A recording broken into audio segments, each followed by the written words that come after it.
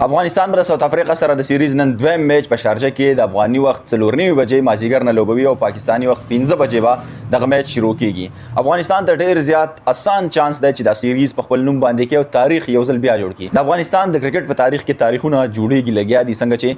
په 13 اولنی چې کوم اوډیای میچ او پاغه کې افغانستان ساوث افریقا ته شکست ورکړ نو دا فار د فرست ټایم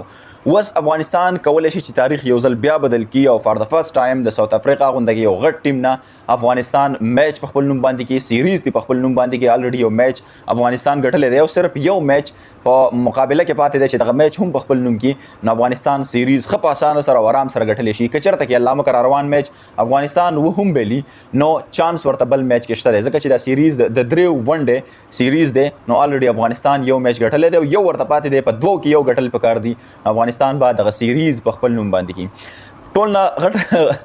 خندا مال په دی ګوګل په سره شي چې دیو همیشه لپاره پروبابیلیټي پاکستان هم غلطه ثابته کړې ده او د سره د افغانستان کرکټ ټیم هم غلطه ثابته کړې ده ځکه چې افغانستان ته چې کوم د ویننګ چانسز دی هغه 44% مطلب 40% چانس دی او ساوث افریقا ته 50% چانس دی چې دغه میچ وګټي خدا په دې پروبابیلیټي په بالکل مزه ځکه چې دا ګوګل چې کوم پریډکشن کوي او کم پیشن ګوي ور کوي نو هغه د 13 میچونو په پرفارمنس باندې لګي نو دغه وجدا چې دغه شان کې پروبابیلیټي راځي خو بهر حال دی بالکل مزه 13 میچ کې هم 40% چانس افغانستان ته بیا په خپل نوم باندې کو د دې نه مخکې کې د ورلد کپ میچونو تاسو وګورئ نه پاګه کې هم افغانستان ته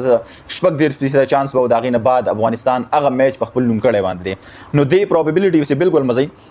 که په ټیم باندې زه خبره وکم نو د ټول نه امپورټنت چې کوم پلیئر دی په بالینګ سایډ باندې کوم خبره لاول وکړو د 13 میچ په شانته کې کار وشو چې افغانستان ټاس وګټي بیټینګ فیصله وکړي نو دا ډیر زیات بهترین ثابتېدل شي د افغانستان لپاره ځکه چې د افغانستان سره سپین بالینګ څه داسې قسم دی چې هغه بیټسمنان مکمل تور باندې فلاف کولای شي او هغه ګیرولای شي په کم ټارګټ کې هغه ځان سره هغه ختمولای شي نو څنګه چې په پهلا میچ تاسو وکړو افغانستان پهلا بالینګ کړو او دغه بالینګ په وساتت سره هغه ډیر زیات په کم ټارګټ کې گیر شو او دغه په وجه باندې افغانستان دغه میچ په خپل نوم باندې کو نو بهترینه فیصله بدای ک افغانستان ټاس وګټي او حشمت الله شاهدی پهلا د بیټینګ د بالینګ فیصله وکړي نو هغه ډیر زیاته بهترینه ثابتېدل شي غضنفر چې کوم دی یو بهترین او اوټسټینډینګ بالر د افغانستان سره راغلی دی او د راشد خان نه بعد دویم کامیاب بالر غضنفر ثابتېدل شي د افغانستان لپاره د سره نور چې کوم دی عظمت الله عمرزی یو خو بهترین ال راونډر دی د سره چې کوم دی فضل حق فاروقي اوټسټینډینګ بالینګ کوي د افغانستان لپاره